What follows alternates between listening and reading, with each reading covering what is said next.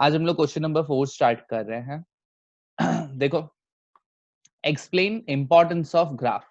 अब हमको क्या करना है, ग्राफ का और डायग्राम का इंपॉर्टेंस बताना है कि इंपॉर्टेंस क्या है इकोनॉमिक्स के अंदर, ग्राफ और डायग्राम का इंपॉर्टेंस क्या है।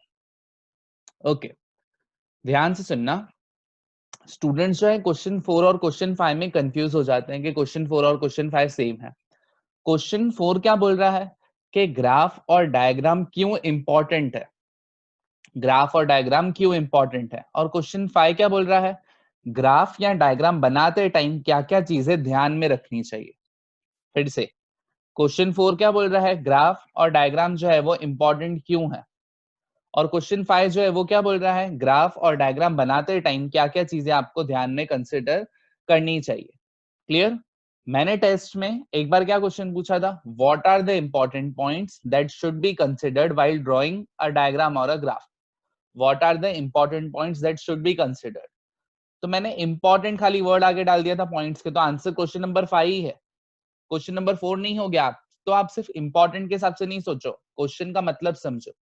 फिर से, क्वेश्चन नंबर 4 का मतलब क्या है कि ग्राफ और डायग्राम इकोनॉमिक्स के अंदर इंपॉर्टेंट क्यों है, ग्राफ और डायग्राम जो है वो हमारे इकोनॉमिक्स के अंदर इंपॉर्टेंट क्यों है। तो देखते हैं, following are the importance of diagram and graph in economics के डायग्राम और ग्राफ का फॉलोइंग इंपॉर्टेंस। अब फिर से मैं एक है ना आपको क्लास में ही याद करवाने का ट्राई कर रहा हूं। तो देखो, ग्राफ और डायग्राम क्यों इंपॉर्टेंट है इकोनॉमिक्स के अंदर। तो एग्जाम्पल लेते हैं कि मुझे किसी स्टूडेंट को दो चीजें सिखानी है, एक है लिटरेसी लेवल सिखानी है कि इंडिया में लिटरेसी कितनी है, और दूसरा मुझे किसी स्टूडेंट को सिखाना है कि है ना डिमांड। आपने याद है सीखा हुआ 11th में लॉ ऑफ डिमांड, तो मेरे को स्टूडेंट को लॉ ऑफ डिमांड सिखाना है। तो अगर मैं ग्राफ और डायग्राम के थ्रू बनाऊंगा, याद है लॉ ऑफ डिमांड का आपका जो है ना डायग्राम था, एक्स एक्सिस वाई एक्सिस थे, left to right downward sloping हो रहा था, तो वो हमारा क्या था, लॉ ऑफ डिमांड का डायग्राम था। आई होप सबको याद हो लॉ ऑफ डिमांड, याद है ये left to right downward sloping, उसको हम लोग क्या कहते हैं, लॉ ऑफ डिमांड। तो इकोनॉमिक्स ऐसा सब्जेक्ट है जो कॉम्प्लिकेटेड है, इकोनॉमिक्स ऐसा सब्जेक्ट है जो क्या है, कॉम्प्लिकेटेड है। उसको इजी बनाने के लिए नेसेसरी है कि हम लोग क्या करें, ग्राफ और डायग्राम यूज करें। तो अगर मैं ग्राफ डायग्राम यूज करूंगा तो इकोनॉमिक्स जो कॉम्प्लिकेटेड सब्जेक्ट है वो इजी हो जाएगा, वो लेस कंफ्यूजिंग हो जाएगा। तो देखो, first head point, the study of the subject of economics which is considered to be difficult, कि कुछ लोग इसको क्या समझते हैं, डिफिकल्ट समझते हैं इकोनॉमिक्स को, कॉम्प्लिकेटेड समझते हैं इकोनॉमिक्स को। अगर मैं ग्राफ और डायग्राम यूज कर रहा हूं तो वो क्या हो जाएगा, made easier by way of diagrams और less confusing by way of graph. तो इजी हो जाएगा, लेस कंफ्यूजिंग हो जाएगा कब, अगर मैं क्या कर रहा हूं, डायग्राम और ग्राफ यूज कर रहा हूं। तो पहला हेड पॉइंट, हमारा जो सब्जेक्ट है वो डिफिकल्ट है, हमारा जो सब्जेक्ट है कॉम्प्लिकेटेड है, उसको इजी, उसको लेस कंफ्यूजिंग बनाने के लिए हमको ग्राफ चाहिए। सेकेंड पॉइंट, यहाँ पे सेकंड लास्ट वाला इसके बाद याद करना। फिर से एग्जाम में ये पॉइंट ऐसा नहीं है कि आपको सीक्वेंस में ही लिखना है, हम लोग ऊपर नीचे कर सकते हैं, तो मेरे साथ याद करना। हो सके, चलो एक सेकंड मैं मेंशन कर ही देता हूँ यहाँ पे। ये था हमारा कौन सा, नंबर 1। फिर यहाँ पे मैं ले लेता हूँ जो है आपका ये नंबर 2। फिर से जब नोट्स मिले आपको, ये प्लीज पॉइंट्स अपने कोई पेज में लिखना, बाद में नोट्स में कॉपी डाउन कर देना। ओके, नेक्स्ट देखो, certain difficult principles of economics are easy to understand with the help of diagram and graph। वो लॉ ऑफ डिमांड की बात कर रहे हैं, वो लिटरेसी की बात कर रहे हैं कि जो पहले क्या बोला, सब्जेक्ट डिफिकल्ट। अगर आप देखोगे पहले इन्होंने किसके ऊपर फोकस किया, सब्जेक्ट के ऊपर फोकस किया कि सब्जेक्ट जो है वो क्या है, डिफिकल्ट है। देख रहे हो यहाँ पे सब्जेक्ट ऑफ इकोनॉमिक्स को फोकस कर रहा है। सेकंड लास्ट पॉइंट जो है वो किसके ऊपर फोकस कर रहा है, इकोनॉमिक्स के अंदर का एक छोटा सा प्रिंसिपल है उसकी बात कर रहा है। तो पूरा इकोनॉमिक्स डिफिकल्ट है, वो फर्स्ट पॉइंट। और सेकंड पॉइंट जो है उसके अंदर कुछ डिफिकल्ट प्रिंसिपल्स है, वो हम लोग डायग्राम और ग्राफ के थ्रू क्या होगा, लोगों को समझाना ज्यादा इजी होगा। अब थर्ड पॉइंट, एग्जाम्पल। तो एग्जाम्पल में आपको 11th के जो भी टॉपिक्स याद हो आप लिख सकते हो, लॉ ऑफ डिमांड लिख सकते हो, लॉ ऑफ सप्लाई लिख सकते हो, प्राइस इलास्टिसिटी लिख सकते हो, आप है ना लिटरेसी का एग्जाम्पल लिख सकते हो, पॉपुलेशन लिख सकते हो, जो आपको याद हो वो थर्ड पॉइंट आपको एग्जाम्पल में देनी है कि जो भी है उसको हम लोग bye way of pictures easily समझा सकते हैं। तो 3 हेड पॉइंट्स अभी तक आपने मेरे साथ याद की।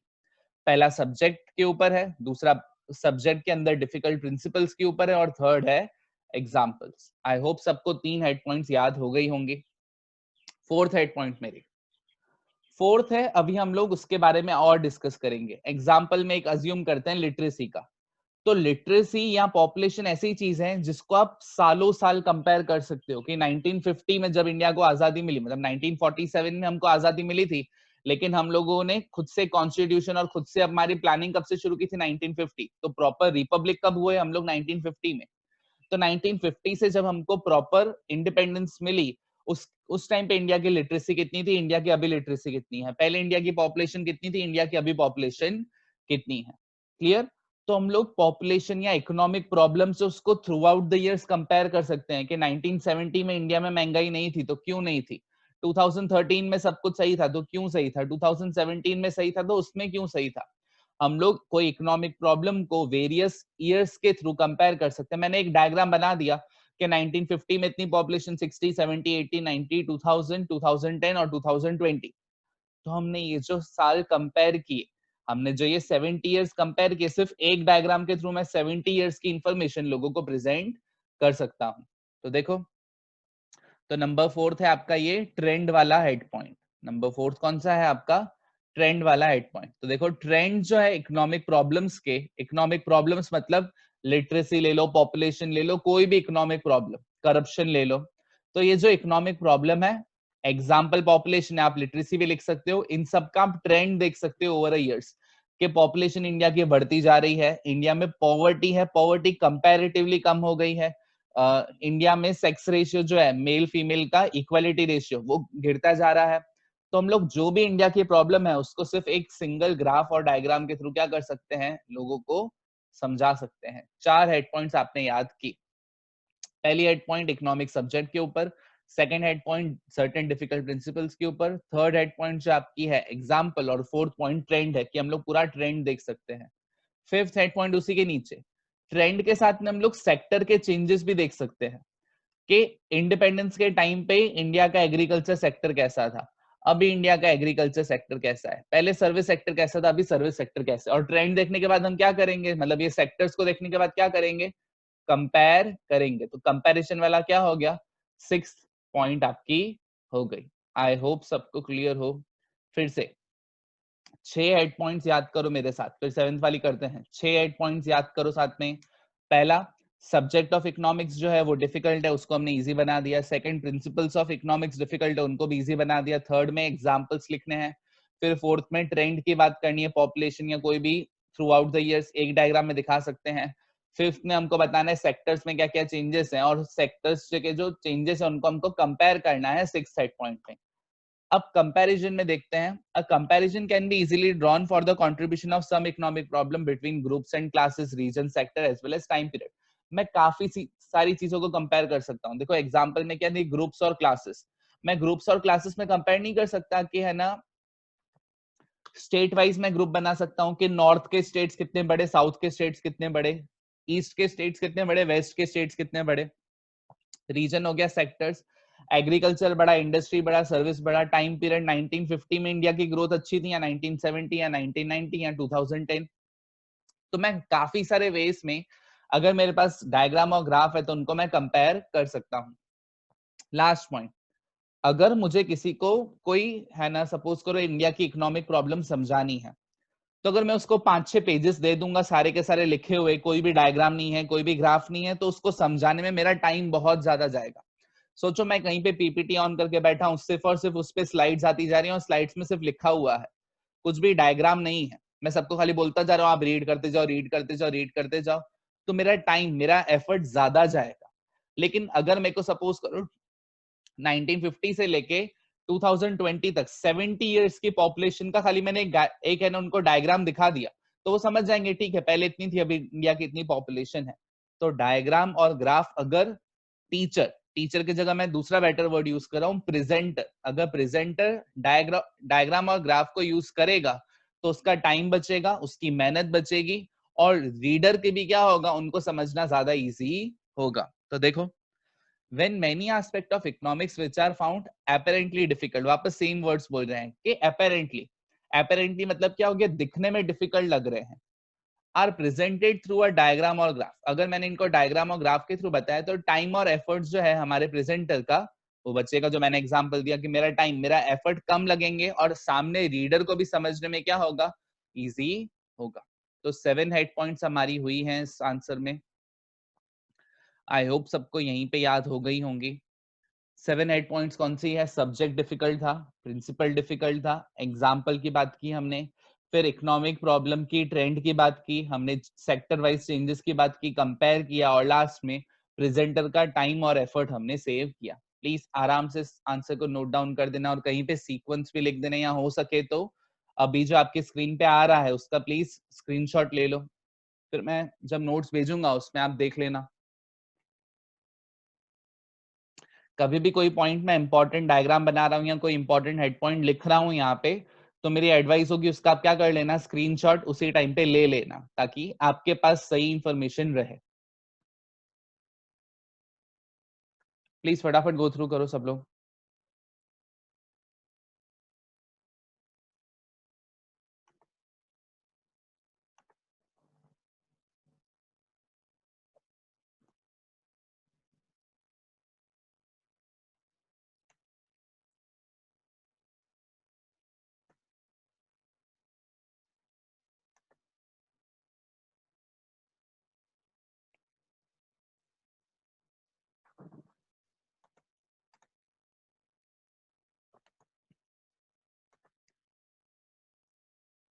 किसी को डाउट हो तो प्लीज डाउट पूछो, इसमें कोई वर्ड का मतलब समझ में नहीं आया हो, और अगर पूरा आंसर रीड कर लिया है, कुछ भी डाउट नहीं है तो क्लियर करके चैट में भेज दो ताकि मैं नेक्स्ट आंसर पे चलूं।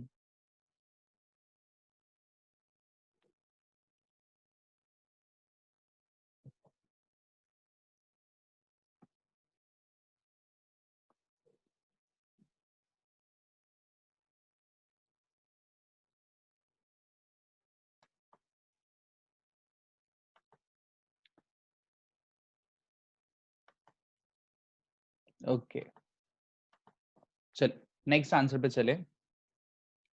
ये क्वेश्चन 2 मार्क्स का था, ये जो क्वेश्चन था क्वेश्चन नंबर 4 आपका 2 मार्क्स का था। क्वेश्चन नंबर 5 2 और 3 मार्क्स दोनों में पूछ सकते हैं आपका। अगर 3 मार्क्स में पूछे तो जो क्वेश्चन नंबर 1 नहीं है मेरा, क्वेश्चन नंबर 1 जो हमने कल डिस्कस किया था, अगर 3 मार्क्स में पूछे तो उसमें यहाँ पे इंट्रोडक्शन लिखना, इंट्रोडक्शन में क्या लिखना, लेमैन वाली पॉइंट लिखना, और ये लिखना कि जो पिक्चर्स हैं दो टाइप की होती हैं, डायग्राम और ग्राफ, ये इंट्रोडक्शन लिखना, फिर आप क्या करना, ये आंसर स्टार्ट करना अगर 3 मार्क्स में आए तो। क्वेश्चन क्या है हमारा, क्वेश्चन ये है व्हाट आर द पॉइंट्स या व्हाट आर द एस्पेक्ट जो हमको कंसीडर करने चाहिए, कंसीडर करने चाहिए मतलब क्या हो गया, दिमाग में रखने चाहिए, सोचना चाहिए इनके बारे में, कब, जब मैं डायग्राम या ग्राफ बना रहा हूं।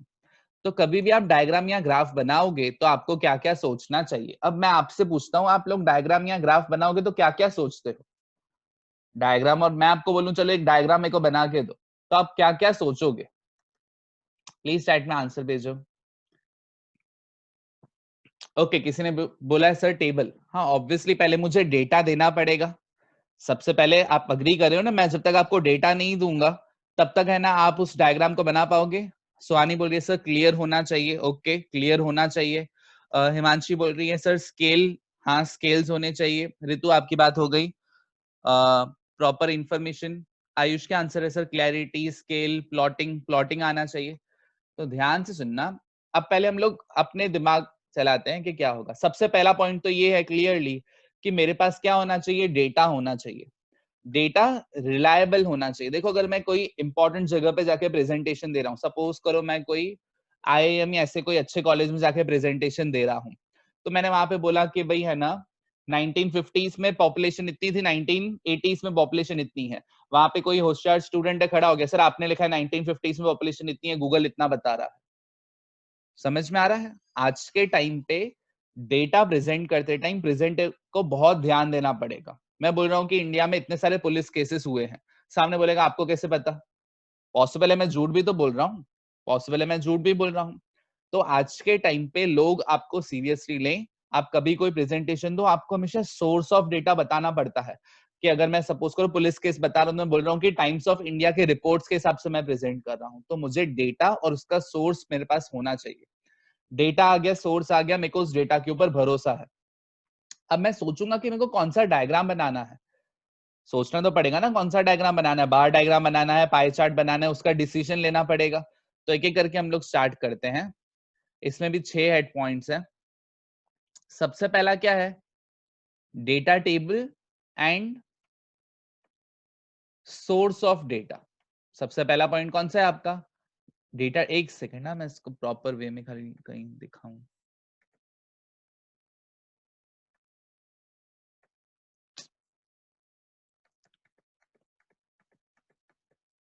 चलो, सबको विजिबल है, रीड कर पा रहे हो सब लोग? मैंने थोड़ी फॉन्ट साइज कम करी है। सबको रीडेबल है या फॉन्ट साइज इंक्रीज करूं?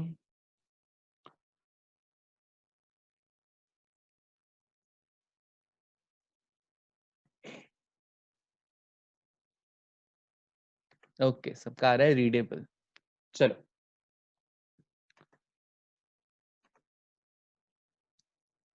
वैसे जूम में आप लोग है ना, जूम ऐप के अंदर आप लोग खुद मैग्नीफाई कर सकते हो जो आपके पास फाइल आ रही है? आई थिंक शायद कर सकते हो आप लोग भी। चलो, सबसे पहला आपका पॉइंट क्या है? ओके, सबसे पहला पॉइंट हमारा ये है, data table and source of data. जो डेटा टेबल है उसका सोर्स क्या है, वो टेबल कहां से आई है। जब तक वो रिलायबल नहीं है तब तक लोग हमारे डेटा को क्या करने वाले हैं, ट्रस्ट नहीं करेंगे। जब तक टेबल ऑथेंटिक नहीं है, जब तक टेबल आपकी रिलायबल नहीं है, तब तक लोग भरोसा करेंगे नहीं। तो देखो, diagram and graph must be accompanied by the data table from which they are created and by mentioning the source of data। कि डायग्राम और ग्राफ जो है उसके साथ में हमेशा आपको डेटा होना चाहिए कि ग्राफ बना रहे हो। जैसे याद है आप लोग 11th में ग्राफ बनाते थे, उसके पीछे ही उसका आप टेबल बना के लिखते थे, जो रिटर्न वाला साइड था वहां पे बताते थे कि आपका सोर्स ऑफ डेटा क्या है। हमेशा डेटा आप बताओगे तो ही लोग आपके डायग्राम को रिलायबल और ऑथेंटिक समझेंगे। तो सबसे पहले क्या सोचोगे आप दिमाग में, आप सबसे पहले ये देखोगे कि डेटा जो है वो कहां से आया है। सेकंड, आपका जो डेटा है, नंबर 2 है ये, जेड नहीं है, नंबर 2 है, क्या है कि मेथड ऑफ कैलकुलेटिंग डेटा। आपको पता होना चाहिए अगर आपके डेटा में एवरेजेस है तो एवरेजेस कैसे निकली। कभी कोई कल उठ के पूछ रहे कि ये सारी एवरेजेस है, आप है ना, आपसे आके पूछ रहे कि आपने एवरेज कैसे निकाली बताओ।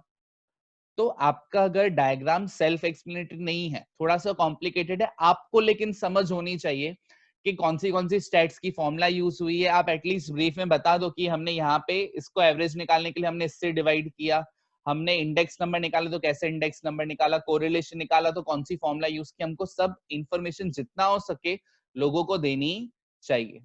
तो second point, when the picture is not drawn from self explanatory. देखो, अगर बहुत इजी डेटा है कि पॉपुलेशन खाली हमने कैसे काउंट किया है, हमने सब घर पे गए सबसे पूछा है आपके घर पे कितने लोग हैं, तो सेल्फ एक्सप्लेनेटरी है। लेकिन मैं एवरेज बता रहा हूं तो मुझे बताना होगा मैं एवरेज कैसे मैंने निकाला है। तो आपको स्टैटिस्टिकल फॉर्मूला जो है वो भी क्या करना होगा, मेंशन करना पड़ेगा। स्टैटिस्टिकल मेथड आपने कौन सा यूज किया है। दो हेड पॉइंट्स आपने याद की, दोनों डेटा के ऊपर है। डेटा टेबल और सोर्स कौन सा है, और डेटा के लिए कौन सा मेथड आपने यूज किया। अब आपके पास डेटा आ गई। थर्ड, आप ये सोचोगे कि कौन सा डायग्राम आप क्या करो, चूज करो। तो देखो, choice of type of diagram. देखो, कहीं कहीं पे बार डायग्राम अच्छा होता है, कहीं कहीं पे पाई चार्ट अच्छा होता है, कहीं पे परसेंटेज बार डायग्राम होगा, कहीं पे क्लस्टर बार होगा। तो सोच समझ के हमको क्या करना होगा, डिसीजन लेना पड़ेगा। कहीं पे लाइन डायग्राम होगा, हम सब क्या क्या होता है अच्छे से डिस्कस करेंगे, बट चॉइस ऑफ डायग्राम यहाँ पे क्या होगी, इंपॉर्टेंट होगी। तो देखो, the right type of diagram or graph must be chosen to make picture more effective. Certain data can be presented in bar diagram। कहीं पे bar diagram अच्छे से दिख सकता है, कहीं पे pie chart ज्यादा सही होगा। The user must make the right choice to make picture more effective। कि पिक्चर को अगर आपको ज्यादा इफेक्टिव करना है तो नेसेसरी आपके पास क्या होना चाहिए, प्रॉपर डेटा होना चाहिए। ओके, चलो, अब तक आपने 3 हेड पॉइंट्स याद करी हैं। कौन सी 3 हेड पॉइंट्स आपने याद करी है? सबसे पहले आपने डेटा के बारे में देखा, उसकी सोर्स के बारे में देखा। सेकंड जो है आपने क्या देखा, एक सेकंड ना, ओके, चलो, फर्स्ट हमने क्या देखा, डेटा टेबल के बारे में। सेकंड हमने देखा कि भाई स्टैटिस्टिकल मेथड कौन से यूज किए, और थर्ड हमने देखा डायग्राम चूज करने के बारे में। सपोज करो मैंने डिसाइड किया कि बार डायग्राम बना रहा हूँ। अब बार डायग्राम में ये डिसीजन लेना पड़ेगा हमको। क्या डिसीजन लेना पड़ेगा? एक्स एक्सिस पे कौन सा होगा और वाई एक्सिस पे कौन सा होगा। सपोज करो मैं आपको ईयर्स और पॉपुलेशन दे रहा हूँ कि दो डेटा है, 1950 में इतनी पॉपुलेशन थी, 2020 में इतनी पॉपुलेशन है। तो 1950 2020 ईयर्स हैं और पॉपुलेशन जो है वो हमारा क्या है, दूसरा डेटा है। तो मुझे ये डिसीजन लेना पड़ेगा कि एक्स एक्सिस पे क्या आएगा और वाई एक्सिस पे क्या आएगा। तो देखो नंबर फोर्थ पॉइंट आपका representation on axis. Both the axis of diagram और graph must be denoted and represented with appropriate details. के लिखना होगा कि एक्स एक्सिस पे मैं ईयर्स दिखा रहा हूँ, वाई एक्सिस पे मैं क्या दिखा रहा हूँ, पॉपुलेशन इन करोड़ दिखा रहा हूँ। सारी इंफॉर्मेशन अच्छे से प्रेजेंट होनी चाहिए। 4 हेड पॉइंट्स याद किए। पहला data table source, second method of calculating data, statistics जो यूज की है, थर्ड आपका जो चॉइस ऑफ डायग्राम और ग्राफ, और फोर्थ आपका रिप्रेजेंटेशन ऑफ एक्सिस। अब एक्सिस आपने डिसाइड कर दी। अब नेक्स्ट क्या लोगे, जैसे आप सब लोगों ने कहा था स्केल एंड मेजर्स। स्केल और मेजर्स सोच समझ के लेनी पड़ेगी। ऐसा नहीं हो जाए डायग्राम काफी बड़ा हो जाए, ऐसा नहीं हो जाए डायग्राम काफी छोटा हो जाए। और लास्ट, स्केल मेजर लेते टाइम ध्यान देना चाहिए कि पिक्चर जो है क्या होनी चाहिए, नीट और क्लियर होनी चाहिए। काफी बार आपको अलग अलग कलर्स, अलग अलग शेडिंग, अलग अलग शेप्स करके आप क्या कर सकते हो, अपने डायग्राम या ग्राफ को डिनोट कर सकते हो। तो 6 हेड पॉइंट्स आई होप सबको याद हुई होंगी। डेटा टेबल सोर्स, मेथड आपका स्टैटिस्टिक्स वाले, चॉइस ऑफ या टाइप ऑफ डायग्राम, फोर्थ आपने है ना डिस्कस किया एक्स एक्सिस वाई एक्सिस यानी representation, fifth scale and measures, और लास्ट डायग्राम जो है वो क्लियर होना चाहिए। प्लीज है ना आंसर को फटाफट ये पहले 3 हेड पॉइंट्स गो थ्रू करो, फिर नेक्स्ट 3 मैं है ना ऑन कर रहा हूँ।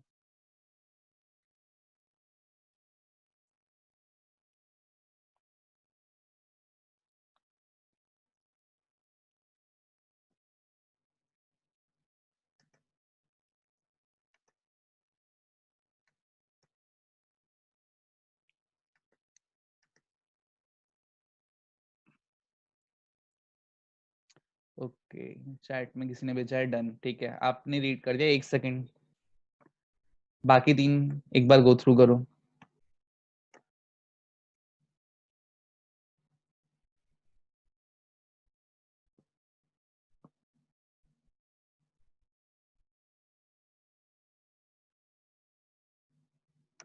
डाउट है या कोई वर्ड नहीं समझ में आ रहा, प्लीज चैट में पूछो। नीरज का डाउट है सर इसमें आप हेड पॉइंट्स ऊपर नीचे, सर इसमें आप हेड पॉइंट्स ऊपर नीचे से कर सकते हो। मेरे को समझ में नहीं आया नीरज आपका डाउट। अगर आप ये पूछ रहे हो कि हम लोग एग्जाम में हेड पॉइंट्स ऊपर नीचे लिख सकते हैं, हाँ हम लोग एग्जाम में हेड पॉइंट्स इस वाले आंसर में ऊपर नीचे लिख सकते हैं। समझो ना, हर एक आंसर में आप ऊपर नीचे लिख सकते हो। कोई आंसर हो जिसमें मैं आपको बोलूं इसमें आप हेड पॉइंट्स ऊपर नीचे नहीं लिख सकते, सिर्फ उसमें ही। बाकी सब में आप हमेशा ये अज्यूम करना कि आप कोई भी आंसर में हेड पॉइंट्स को ऊपर नीचे कर सकते हैं। अगर मैं बता दूं आपको, क्लियरली स्टेट कर दूं, और मेरे नोट्स में हमेशा क्लियरली स्टेटेड होगा कि इसमें आप हेड पॉइंट्स ऊपर नीचे नहीं कर सकते। अकम्पेनिंग वर्ड का मतलब क्या है आयुष, के है ना उसके साथ में। तो डायग्राम के साथ में क्या होना चाहिए, अकम्पेनिंग उसके साथ में होना चाहिए कि जो जो उसके साथ है ना डेटा जिसमें से वो बना है। Okay, next question number 6 2 marks का है। State the type of diagrams, के डायग्राम कौन से होते हैं। 6 टाइप के आपके डायग्राम हैं। जो मैंने बोल्ड करे हुए हैं वो आपके सिलेबस में है, तो कहीं पे नोट डाउन करना। जो बोल्ड है वो सिलेबस का पार्ट है। बाकी 3 जो बोल्ड नहीं है, मतलब ए बी और डी, वो सिलेबस का पार्ट नहीं है, बट उनके सिर्फ आपको नाम याद रखने हैं। बिकॉज 2 मार्क्स में पूछ सकते हैं कि डायग्राम कौन से टाइप्स के होते हैं। अंदर का कंटेंट किसका पूछेंगे, सी ई और एफ के, बिकॉज वो हमारे सिलेबस का पार्ट है। अब मैं ब्रीफ में डिस्कस करता हूँ क्या होता है। कल से हम लोग इन आंसर्स को आगे डिस्कस करेंगे। कल नहीं मीन्स कल तो संडे, तो मंडे से हम लोग इसको डिस्कस करेंगे। बट आपको मेरे ख्याल से पता होगा पिक्टोग्राम है ना, आप सबने उसमें सीखा हुआ है अपने है ना 11th में। पिक्चर्स बना के हम लोग क्या करते हैं, प्रेजेंट करते हैं। कि सपोज करो मैं दिखा रहा हूँ कि इसमें 3 डॉल्स है, इसमें 5 डॉल है, इसमें 7 डॉल्स है। तो वो हो गया। स्कैटर डायग्राम क्या होता है, तो देखो स्कैटर डायग्राम में क्या होगा, ऐसे डॉट्स बने होंगे। कि जो डेटा है वो डॉट्स के थ्रू प्रेजेंट हो रहा है, तो ये स्कैटर डायग्राम, सिर्फ डॉट्स बने हैं। लेकिन अगर मैं ये जो डॉट्स हैं, एक सेकेंड,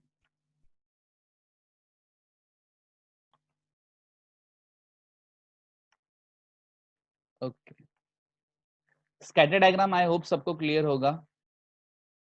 अगर मैं एक सिंपल लाइन ड्रॉ करूं तो लाइन डायग्राम हो गया, और स्कैटर में क्या होगा, सिर्फ डॉट्स हैं, डॉट्स को कनेक्ट कर दो तो ऑटोमेटिकली क्या हो गया, वो लाइन डायग्राम हो गया। स्कैटर डायग्राम हमारे सिलेबस का पार्ट नहीं है, लाइन डायग्राम हमारे सिलेबस का पार्ट है। सर्कल डायग्राम आपने सीखा हुआ है 11th में, बार डायग्राम और पाई चार्ट वो भी आपने सीखा हुआ है। बार आई होप सबको याद हो, जो है ना रेक्टेंगुलर, एक सेकेंड फिर से प्रॉब्लम हुई।